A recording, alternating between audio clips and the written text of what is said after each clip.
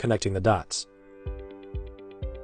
In relation to our finances, the path to peace and fulfillment is connecting our resources to what matters most to us. Many people, however, have never clearly articulated what really matters to them. When they do, incredible things happen.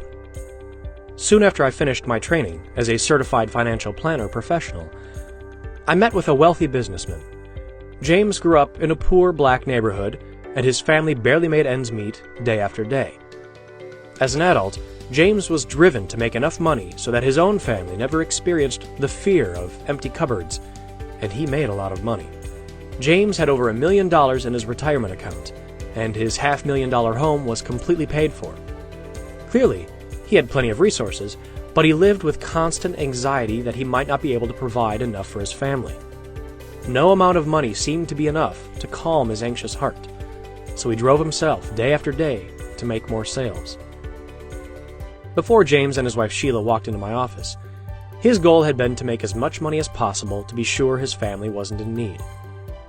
As we talked about his values, it became clear to him that his real purpose wasn't making a lot of money.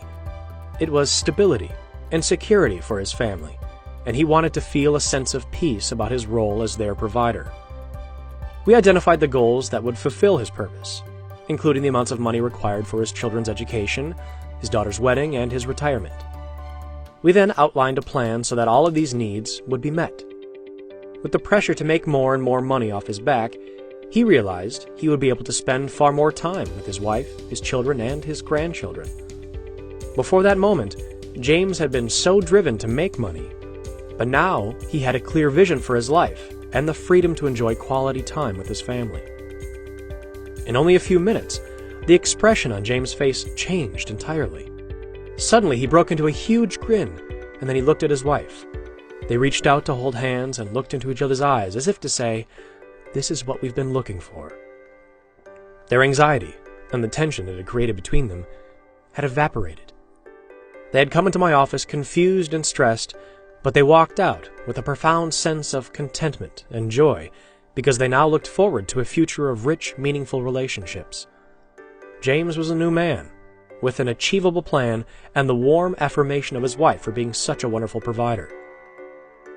I'd like to take a lot of credit for the change in James's life that day, but all I did was ask a few questions to clarify his goals and connect the dots between his resources and what matters most to him.